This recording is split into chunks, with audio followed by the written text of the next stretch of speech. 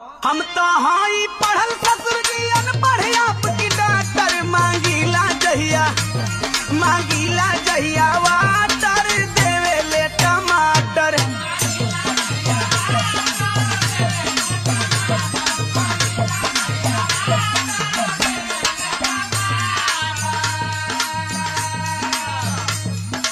थोड़ा पढ़ के इंग्लिश बोले सीधा ना है बैंड है जो मेरा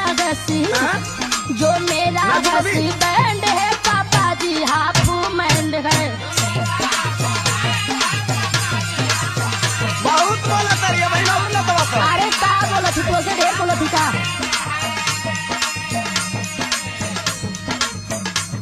लाके देवे पाइप जब वो लाई कही के